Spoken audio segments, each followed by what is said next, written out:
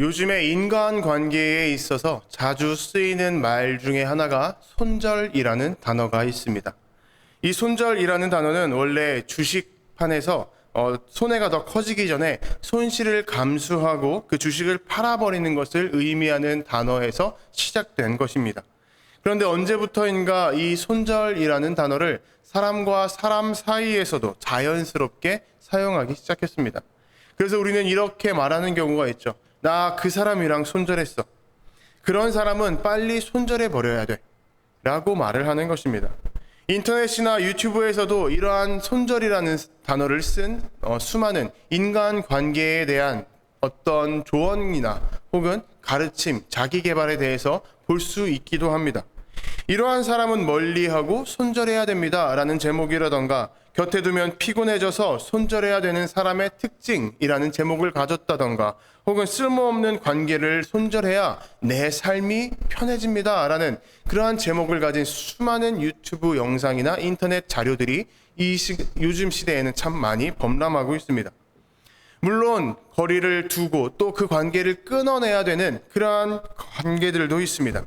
계속해서 그 사람이 나에게 상처를 준다던가, 나를 이용하려고만 한다던가, 혹은 내 삶을 무너뜨리려고만 한다면 그러한 관계는 끊어내고 멀리해야 되는 것이 당연한 사실입니다. 그런데 문제는 이렇게 손절이라는 것, 누군가와의 관계를 단순하게 끊어버리는 것부터 생각하는 이러한 단어가 자주 쓰이면서 익숙해지면서 생기는 문제가 하나 있습니다. 우리가 누군가와의 관계에 있어서 어려움이 생겼을 때 그 사람과의 관계를 풀기 위해서, 해결하기 위해서 어떻게든 해결 방법을 찾아내려 하기보다는 그 사람과의 관계를 완전히 끊어내려는 그러한 방법부터 생각하기 시작한다라는 것입니다. 예전에는 그 관계나 문제를 해결하기 위해서 다툰다 할지라도 만나서 이야기를 했습니다.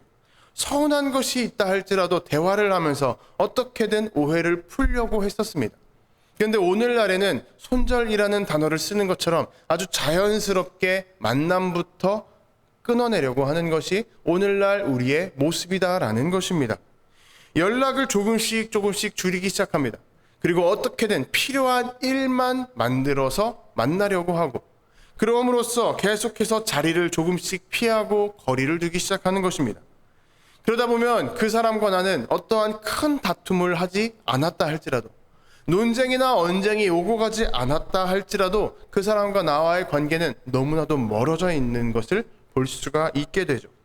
큰 소리를 안 내고 심하게 다툰 적도 없지만 어느 순간부터인가 그 사람과 나는 그냥 아는 사람, 이 정도로 끝나고 마는 것입니다. 우리는 관계를 맺는 방법이 다양한 시대를 살아가고 있습니다. 어떻게 해야 좋은 관계를 맺을지, 어떻게 해야 내가 좋은 사람을 찾아낼 수 있을지, 혹은 내가 좋은 사람이 되어줄 수 있을지 수많은 방법들이 범람하는 시대를 살고 있습니다. 그런데 그와 동시에 조용하게 누군가와의 관계를 끊어내는, 그리고 그 사람과의 관계를 멀리감치 만들어내는 그러한 방법도 범람하는 그러한 시대를 살아가고 있는 것은 아닌가 생각해 봅니다. 그렇다면 누군가와의 관계를 끊어내는 것, 손절하는 것, 이것들이 완전히 나쁘기만 한 걸까요? 사실 누군가와의 관계가 불편해졌을 때 그 사람과 거리를 두는 것은 상당히 지혜로운 방법처럼 느껴지곤 합니다.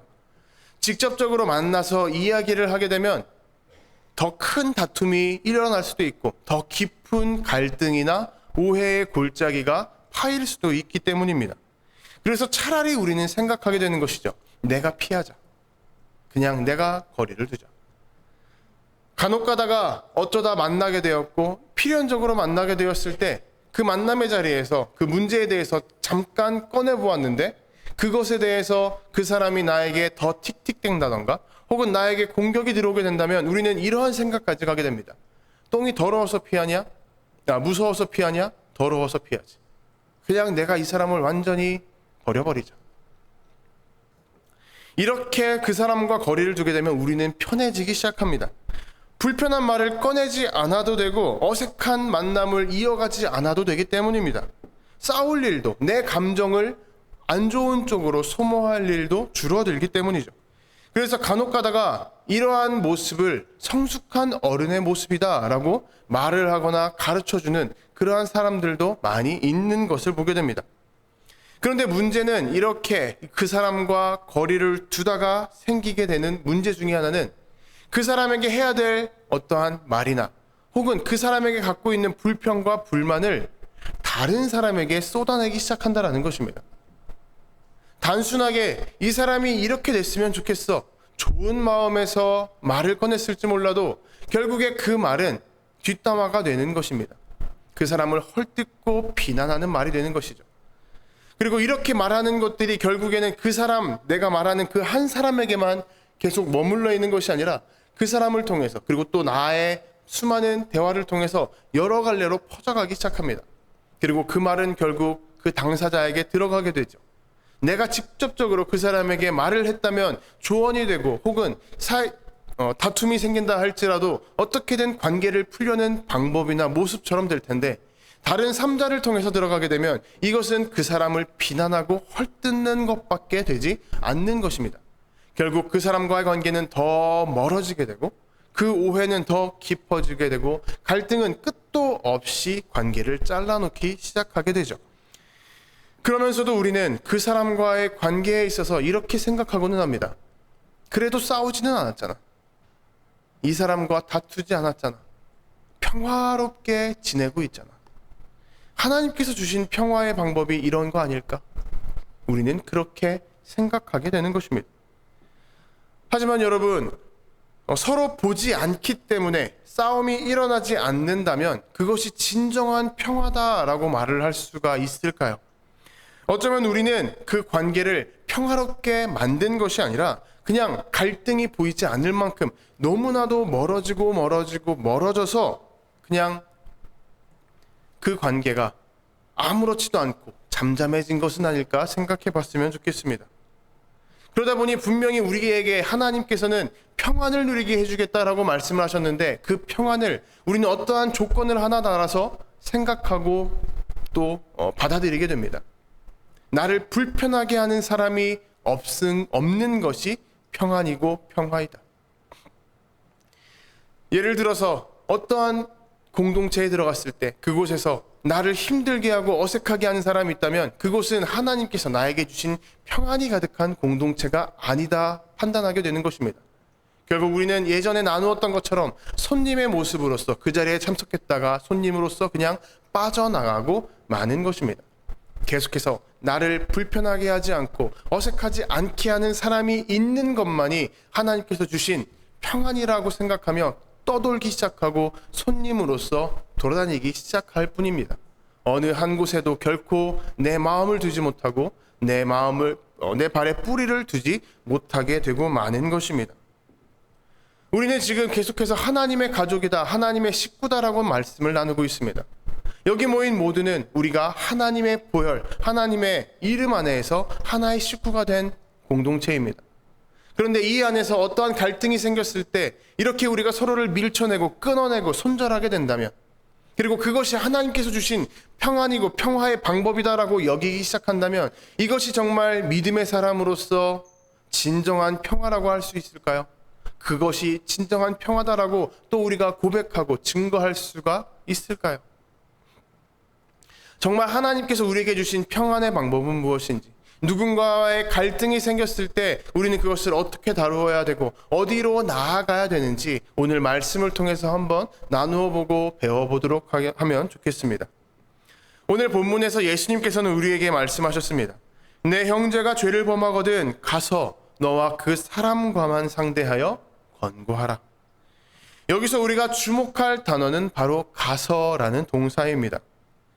이 가서라는 것을 잘 살펴보면 이 단어는 우리가 갈등을 두었을 때 행동하는 모습과 정반대다라는 것을 볼 수가 있게 됩니다. 우리는 누군가와의 문제가 생기면 계속해서 나누었던 것처럼 손절을 합니다.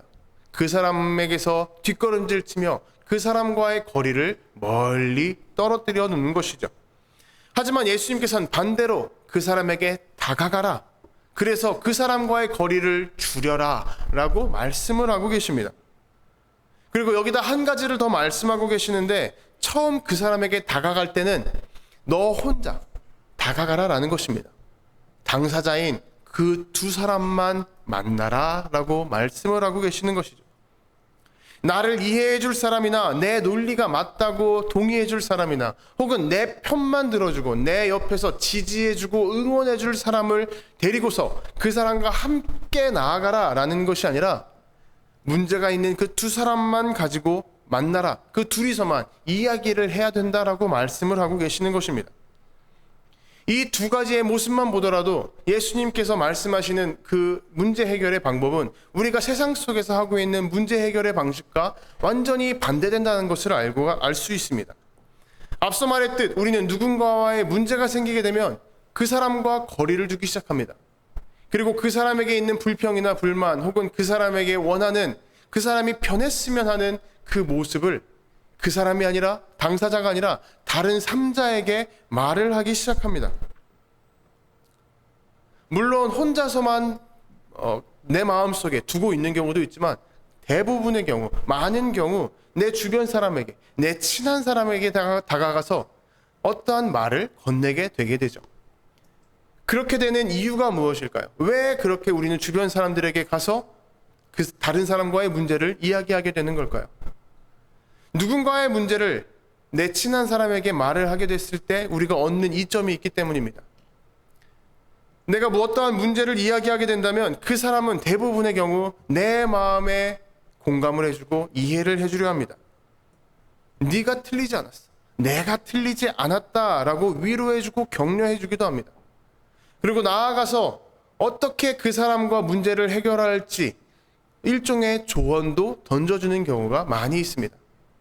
우리는 그것들을 통해서 내가 틀리지 않았어. 그리고 내가 이 사람보다 우위에 있어. 그 문제를 가진 사람보다 우위에 있어. 옳은 것이야 라는 어떠한 위로나 자기 위안을 얻기 시작하게 되기 때문에 우리는 다른 사람에게 가서 나에게 동조해달라라고 이야기를 해버리는 것입니다. 물론 그렇게 위안을 받을 수밖에 없는 이유가 있기도 합니다. 왜냐하면 우리가 누군가에게 가서 어떠한 문제에 대해서 이야기할 때는 나도 모르게 내 입장에서 나에게 유리한 말만 건네기 때문이죠. 그러다 보니 우리는 거짓된 위로를 받을 수밖에 없는 것이고, 그리고 그 거짓된 위로 안에서 우리는 힘을 얻고 내가 옳다라는 생각만 점점 굳어지기 시작하게 되는 것입니다. 그런데 문제는 그로 인해서 정작 나와 문제 있는 그 사람과는 계속해서 멀어지게 되고 그 깊이는 더 깊어지게 된다라는 사실입니다. 그렇기 때문에 예수님께서는 다른 사람에게 말을 하지 말고 당사자에게 가서 단둘이서만 이야기를 하고 대화를 해라 라고 말씀을 하고 계시는 것입니다. 그리고 그 만남의 목적도 분명하게 말씀해 주십니다. 단순하게 그 둘이 오해를 풀고 좋은 사람이 되어야 된다, 하나의 공동체가 되어야 된다라는 것이 아니라 분명히 이렇게 말씀하십니다. 내 형제를 얻은 것이요. 예수님께서 바라시는 것은 문제가 생긴 두 사람 중에 누군가가 이기고 우위에 서서 다른 사람들을 짓누르는 것이 아니라 그 두 사람이 다시 동일한 형제, 하나님 안에서 사랑받는 형제가 되어야 된다라는 것입니다. 서로가 서로에게 사랑을 건네주는 그러한 형제가 되어야 된다라는 것이 예수님의 목적이다라는 것입니다. 형제를 얻는 것.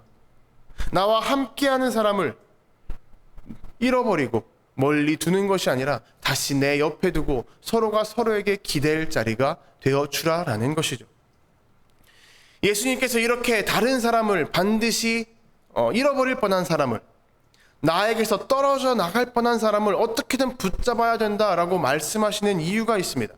이것이 중요하다. 그러니 너는 가서 그 사람과 형제가 다시 되어야 된다라고 말씀하시는 중요한 이유가 있습니다. 오늘 우리가 읽은 이 15절부터 20절 앞에, 바로 앞에는 예수님께서 잃어버린 양 한 마리의 이야기를 해주십니다. 한 목자가 있는데 양 100마리를 거느리고 있습니다. 근데 하루는 양을 모아보니 99마리만 있고 한 마리가 사라져 있습니다. 목자는 이때 99마리를 내버려두고 그 한 마리를 어떻게든 찾기 위해 사방팔방으로 돌아다닙니다. 위험한 곳도 서슴없이 들어가서 그 양 한 마리를 찾기 위해 애쓰고 노력합니다. 이러한 목자의 모습이 우리를 향한 하나님의 모습이다, 하나님의 마음이다, 하나님의 사랑이다라고 예수님께서는 분명하게 말씀해 주십니다. 그래서 14절에 보면 이렇게 기록하고 있죠. 하나라도 잃는 것은 하늘에 계신 너희 아버지의 뜻이 아니니라. 그래서 하나님께서는 이 비유에 이어서 관계가 어긋난 형제가 있다면 그 사람에게 다가가서 그 사람을 잃어버리는 것이 아니라 어떻게든 그 사람을 붙잡아 다시 사랑을 주고받는 형제가 되어야 된다라고 말씀을 하고 계시는 것입니다. 하나님께서는 어떠한 한 사람 한 사람도 가볍게 여기시거나 혹은 포기하는 분이 아니시기 때문입니다. 그런데 우리는 살아가다 보면 누군가와 불편해지는 경우가 있습니다. 그리고 그 사람과 어떻게든 해결하려 하지만 그 거리가 좁혀지지 않을 때 우리는 이러한 생각을 하게 되죠. 이 사람 없이 살아가야겠다. 물론 이 사람이 없어도 우리는 충분히 살아갈 수가 있습니다. 나와 친밀한 다른 사람들과 더 깊은 관계를 가지면 되고, 혹은 이 사람 말고 다른 새로운 사람을 찾아서 그 관계를 맺어가기 시작하면 되기 때문입니다. 그래서 양 100마리 중 잃어버린 한 마리보다는 남아있는 99마리에 더 집중해야 되고 더 사랑을 주고 사랑을 받는 것이 올바른 것이다라고 생각을 하게 되는 것이죠. 그래서 예수님께서 말씀하신 이 잃어버린 양 한 마리의 비유를 이해하지 못하거나 받아들이지 못하는 경우도 우리는 종종 볼 수가 있습니다. 제가 중학교 때 담임 선생님이었던 한 선생님께서 이렇게 말씀해 주셨습니다. 나도 크리스찬이지만 예수님의 이 말씀만큼은 도저히 이해할 수가 없다. 양 99마리를 왜 버려두고 그 한 마리를 찾으려 하느냐. 99마리나 있는데 그 99마리가 잘못되면 어떡하려고 그 한 마리만 찾아다니느냐. 이건 난 도저히 이해할 수가 없다라고 말씀을 해주셨습니다. 저도 그 말씀을 그 선생님의 말을 들었을 때 좀 격하게 공감을 했었습니다.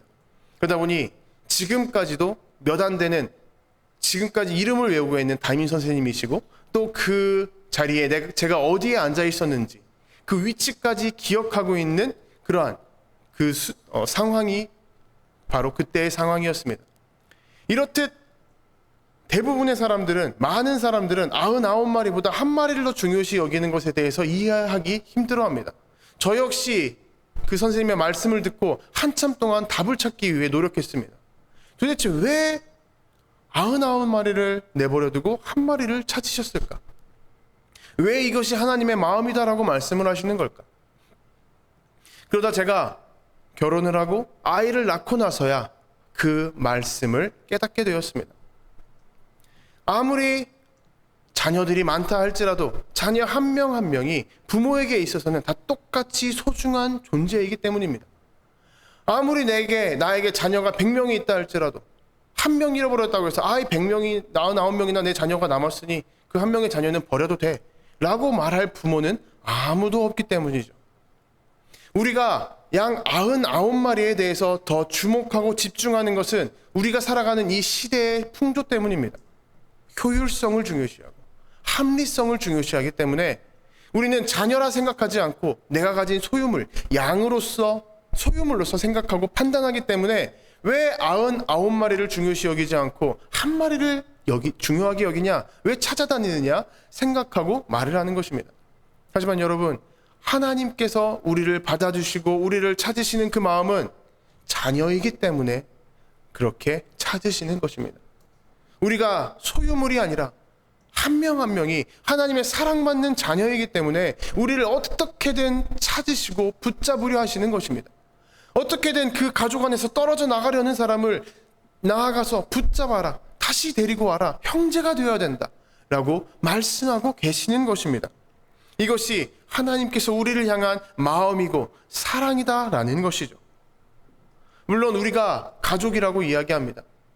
그 가족들도 한 형제자매도 다 마음에 맞고 항상 똑같이 행복하고 웃을 수는 없습니다. 가까이 지내기 때문에 더 서운할 수도 있고 더 상처를 받을 수도 있습니다. 한 심리학자가 어떠한 사람이 있을 때 그 사람에게 가장 큰 상처를 주는 것은 가족이다라는 말을 했습니다. 이렇듯 우리는 가까이 있는 사람에게 더 큰 상처를 받을 수도 있습니다. 하지만 가족이기 때문에 나를 불편하게 하고 나를 아프게 했다는 이유만으로 이 사람을 손절하고 이 사람을 없는 사람 취급할 수는 없죠. 물론 요즘에 그렇게 생활하는 사람들이 종종 보이기는 합니다. 완전히 없는 사람 취급하고 죽는 날까지도 연락을 주지 않는 그러한 사람들이 있죠. 하지만 그렇게 연락을 끊고 소식을 끊을지언정 그 사람과 나는 같은 피를 나눈 존재다 라는 사실이 사라지지는 않습니다. 이것은 우리 공동체도 똑같습니다. 우리가 지금 같은 부모 밑에서, 같은 육체적 부모 밑에서 태어난 같은 피를 나눈 형제자매는 아닙니다. 하지만 같은 그리스도의 보혈 안에서 새롭게 구원받아 새롭게 태어난 한 가족이라는 사실은 결코 변하지 않고 사라지지 않습니다. 그렇기 때문에 우리는 같은 보혈을 나눈 형제자매로서 누군가가 떨어져 나가려 한다면 그 사람에게 다가가서 반드시 그 사람을 붙잡아야 되는 것입니다. 이것이 예수님께서 우리에게 말씀하시고 강요하시는 이유인 것입니다. 그런데 그렇게 해서 두 사람이 만나게 되었습니다. 만나서 용기를 내었는데 그 사람이 나의 말을 들어주지 않을 수도 있습니다. 여전히 나에게 공격하고 나의 말을 되받아칠 수도 있습니다. 이유는 여러 가지가 있겠죠. 내가 생각한 것과 그 사람이 생각한 것이 다를 수가 있기 때문입니다. 같은 사건을 바라보는 그 시선이 다르고 기억이 다를 수가 있기 때문이죠. 그러다 보니 오히려 대화를 나누었지만 더 상황이 답답해지고 더 깊은 상처로 들어가는 경우도 있습니다. 그러다 보면 우리 마음 가운데에는 이러한 생각이 들게 되죠. 아, 나는 할 만큼 했어. 이제 끝내자. 내가 먼저 연락했잖아. 내가 먼저 가서 이야기했잖아. 그런데도 이렇게 행동해? 그럼 이제 끝내는 거지. 난 할 만큼 했으니까. 이 관계는 이제 완전히 끝나버렸다라고 선언을 해버리는 것입니다.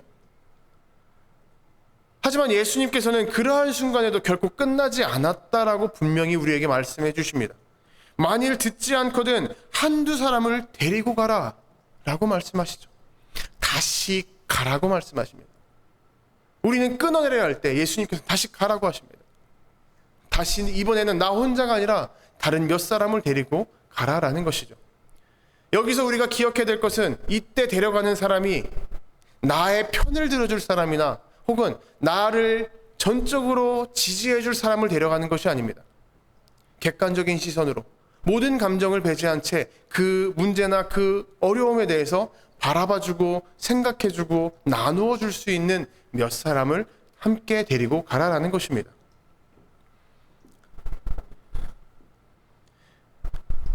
그렇기 때문에 교회 공동체가 필요한 것입니다. 서로가 서로에게 다 형제이고 자매이기 때문에 그 두 사람을 붙잡기 위해서는 누군가 한 사람의 편만을 들어줄 수는 없는 것입니다. 물론 더 친밀하고 익숙한 사람이 있을 수는 있습니다. 하지만 우리 모두가 하나의 자녀된 사람이다라는 것을 기억하고 받아들이는 사람이라면 어떠한 사람이든 떨어져 나가지 않게 하기 위해서 그 자리에서만큼은 불편하다 할지라도 객관적인 시선으로 그 문제를 같이 바라봐 줄 것입니다. 그렇기 때문에 공동체가 필요한 것이죠. 교회가 하나의 가족이다라는 것은 좋은 일만 나누고 행복만 나누기 때문에 주어지는 말은 아닙니다. 누군가 마음을 다스려야 하고 누군가 떨어져 나가려고 할 때 그 이어진 선이 끊어지지 않도록 붙들어 주는 것도 우리 가족들이 해야 될 일이라는 사실입니다. 그렇다면 이렇게 떨어져 나가지 않도록 하는 것이 중요한데 왜 온 가족이 나서는 것이 아닐까요? 왜 예수님께서는 몇 사람만 먼저 나서서 그 사람에게 다가가라라고 말을 하고 계시는 걸까요? 어떻게 적은 인원으로 가능한 걸까요? 그 자리에 예수님께서 함께 하시기 때문입니다. 마지막 20절에 보면 두세 사람이 내 이름으로 모인 곳에는 나도 그들 중에 있느니라 라고 말씀하십니다. 우리는 보통 이 구절을 읽을 때 이 20절만 뚝 떼어서 나누는 경우가 참 많이 있습니다. 작은 기도 모임이나 혹은 예배 인원이 적은 예배 공동체에서 이러한 말을 가끔씩 나누는 거죠. 우리는 비록 인원이 적지만 이 자리에는 예수님께서 함께 계시기 때문에 이 자리가 결코 빈약하지 않습니다. 하나님의 은혜가 풍성합니다. 하나님의 사랑이 풍성합니다. 라고 말을 하며 위로를 나누는 것이죠. 물론 이러한 해석이 틀렸다라고 말할 수는 없습니다. 하지만 우리가 이 앞 구절에서부터 차근차근 읽어오기 시작한다면 이 20절 예수님의 말씀에 더 깊은 의미가 드러나게 됩니다. 지금 예수님께서는 두 사람이 만나고 몇 사람이 함께 만나라고 하십니다. 그 자리가 불편한 자리일까요? 편안한 자리일까요? 너무나도 불편한 자리일 것입니다. 이미 상처가 있었고 다툼이 있었습니다. 그리고 둘 사이에서 만났지만 해결되지 않아서 결국 다른 사람들까지 그 자리에 포함되게 된 상황입니다. 여기서 잘못하게 되면 누군가는 상처를 받고 누군가는 더 큰 아픔 가운데에 완전히 떨어져 나갈 수도 있는 그러한 힘겨운 자리입니다. 그러한 자리에 나가가는 것을 누구나 좋아하지는 않습니다. 싫어할 것입니다. 그런데도 불구하고 우리가 그 자리에 나갈 수 있는 것이 바로 이 예수님의 약속 때문입니다. 내가 그 자리에 함께 있겠다. 모든 문제가 해결된 뒤에 내가 너희들과 함께하며 너희들에게 더 큰 은혜와 사랑을 부어주겠다가 아니라 너희들이 지금 문제 앞에 서 있고 불편한 자리 가운데 있지만 그 자리에 내가 너희들과 함께 있을 것이다. 언제나 나는 너희들과 동행할 것이다 라고 약속을 해주시고 말씀하시는 것입니다. 이 약속의 핵심은 결국 주님의 함께하심, 주님의 임재라는 것이죠. 그렇기 때문에 우리가 여기서 주목해야 될 단어는 내 이름으로 모인이라는 표현입니다. 예수님께서는 단순하게 몇 사람이 모여라가 아니라 내 이름으로 모여라라고 분명하게 말씀하고 계십니다. 몇 사람이 모이게 되면 그냥 단순하게 모이게 되면 서로가 서로를 바라보기만 하게 될 것입니다. 서로의 입장에서 서로의 시선에서 서로를 바라보기만 할 것입니다. 내가 받은 상처나 내가 받은 억울함이 내가 받은 서운함이 더 크게 느껴지는 것이죠. 그 사람을 보면서 내가 받은 것만 떠올리게 되는 것입니다. 하지만 주님의 이름으로 모인다라는 것은 서로가 서로를 바라보는 것이 아니라 주님의 이름 안에서 같은 곳을 바라보게 만드는 것입니다. 이 사람이 나에게 준 상처를 보는 것이 아니라 주님의 이름 안에서 주님을 바라보는 것입니다. 나에게 주신 은혜와 사랑을 함께 바라보기 시작하는 것입니다. 누가 더 옳은지를 따지는 것이 아니라 주님께서 우리에게 어떠한 것을 베풀어 주셨는지를 바라보기 시작하는 것이고, 내 자존심을 지키려고 하고 내 자존심을 내세우려 행동하는 것이 아니라 형제를 다시 얻는 것이 무엇인지를 그 자리에서 함께 바라보고 생각할 수 있게 해주신다라는 것입니다. 그렇기 때문에 예수님께서 그들 가운데 우리 가운데 함께 계신다라는 그 약속은 단순하게 불편한 그 자리를 좋은 결과가 있게 해주겠다라는 것에서 끝나는 것이 아닙니다. 두 사람의 그 감정과 관계가 어떠한 문제를 해결할 때 그 사람들만의 감정이나 어떠한 깊은 그 갈등이 그 관계의 마지막을 결정짓는 기준이 되는 것이 아니라 주님께서 그 관계에 결정짓는 기준이 되어주신다라는 것입니다. 당사자들 간의 감정이 관계를 결정짓는 것이 아니라 주님께서 그 관계를 결정지어 주시는 것. 이것이 주님께서 말씀하시는 내 이름으로 모이라라는 뜻인 것입니다. 그래서 우리는 어떠한 문제가 있을 때 나 혼자만의 힘으로 해결하기 위해서 그 사람과 만날 필요가 없습니다. 주님께서 같은 곳을 바라봐 주게 하시기 때문에 우리는 담대하게 나아갈 수가 있는 것입니다. 그 사람을 만나서 내가 옳잖아, 내가 틀리지 않았잖아 라고 격하게 반응할 필요가 없다라는 것입니다. 끝까지 나의 주장을 증명할 필요가 없고 내세울 필요가 없다라는 것입니다. 그저 그 사람의 말을 들어줄 수가 있고 내가 잘못한 것이 있다면 인정해 줄 수가 있는 것입니다. 왜요? 하나님께서, 예수님께서 그 자리에서 같은 곳을 바라볼 수 있게 해 주시기 때문입니다. 서로를 바라보는 것이 아니라 같은 곳을 바라보는 것. 이것이 우리가 주님께서 우리의 가운데 함께 계신다는 진정한 의미입니다.